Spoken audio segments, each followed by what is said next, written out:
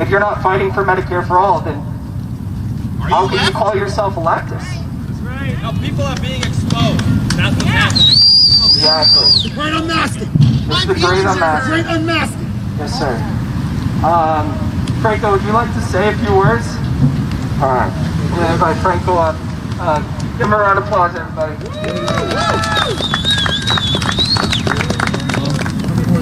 What's going on? You guys hear me well? So, in 1962, JFK said, what we are talking about doing, most of the countries in Europe did years ago. The British did it 30 years ago. Again, that was in 1962. It's now almost 60 years since that speech and 90 years since the British got universal health care. We are beyond the pale of being behind. And now the so-called quote-unquote progressives, who we elected to represent us, who we elected to fight for us against corporatist politicians like Nancy Pelosi, are telling us we have to wait longer amidst a pandemic and a post-Bernie 2016 era in which even the majority of Republicans now want universal health care. This is beyond disgusting. It's insane to think about how we still do not have universal health care in the richest country our planet has ever seen, and now people are beginning to realize that it is not normal. Our mainstream media and establishment politicians' old tricks of indoctrinating us into thinking this is just the way things aren't working anymore, and that's why we are all here today. We are here to make noise.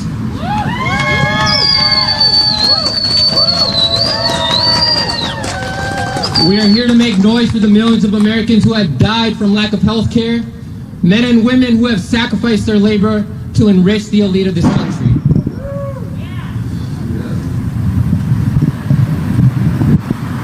Children whose parents sacrificed their labor to feed them, but also to overstuff the elite into financial obesity. The elite prefer for the future of our society.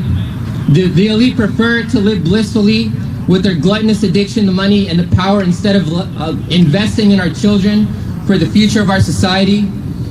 The pharmaceutical and private health insurance industries do not want their unhealthy addiction to money at the expense of human lives and suffering to get treated. And neither does Nancy Pelosi and her addiction to money, power, and rich branded ice cream.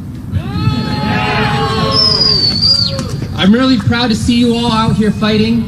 A lot of you are young. All of us are working class. The people who I'm about to call out, I call out in order to raise awareness about who doesn't actually care about you. These are people that shouldn't be admired. This isn't a difference in strategy. This is a difference in the level of care. And these people do not care about you. These people aren't here like we are here, or aren't even supporting us from afar. You know who isn't here? The so-called quote-unquote leaders of the progressive movement and the quote-unquote homo progressives, TYT. I don't see anyone with an MSNBC contract or anyone who works for somebody who has an MSNBC contract here. And most disappointingly, I do not see the man who said he would be an organizer-in-chief and would fight with us tooth and nail to give us health care. Where is Bernie Sanders? Where is AOC? Where is the squad? All of these so-called leaders are in their mansions, sitting comfortably with their government health care and telling us that we have to wait.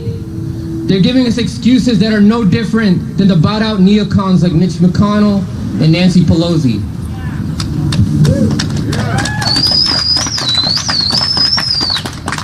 You know what Sam Cedar said a couple weeks ago?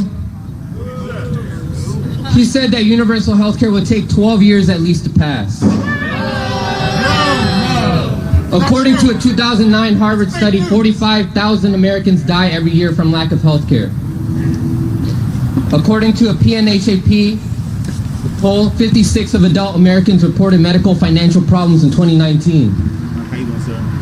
You can ask him for questions about the... After the massive increase in healthcare loss as a result of shutdowns by the pandemic, the number of people who die every year from lack of healthcare is expected to increase. But let's assume that 45,000 deaths per year. That is more than 500,000 Americans that will die after 12 years. In the richest country that the world has ever seen, that is unacceptable.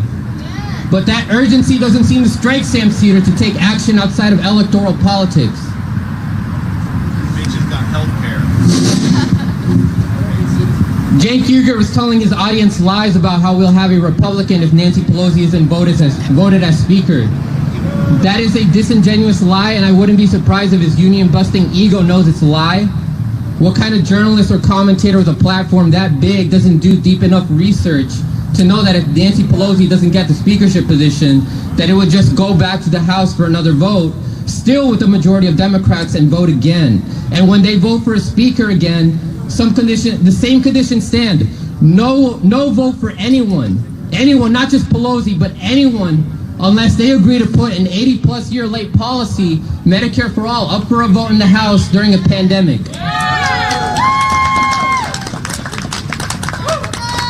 Instead, Cenk Uygur is sending out emails begging working class people who've lost their jobs and their health insurance to donate money to his organization that will just take that money and then tell them to wait. So if Cenk and Anna and Ben Dixon and Sam Cedar and Emma Vigilant and Jamie Peck and all these other fake progressives care more about AOC's career and making money off of Bernie's legacy, and then begging working class people for money just so they can later fundraise off electing our oppressors like Joe Biden, then they care about the millions suffering, then they aren't genuine leaders. They are careerists, propagandists, and self-serving grifters for the Democratic Party, the same party that is identical to the Republican Party in terms of who funds them, imperialism, and denying people their basic needs so that they can enrich their donors. The masks are off. They don't care about the urgency. They don't care about your struggle. And no matter what happens on the 3rd, we will keep fighting. We will keep informing ourselves with objective information. We will keep building our communities online and on the ground. We will keep exposing the synthetic left. We will keep pressuring our politicians until we get the things that we need.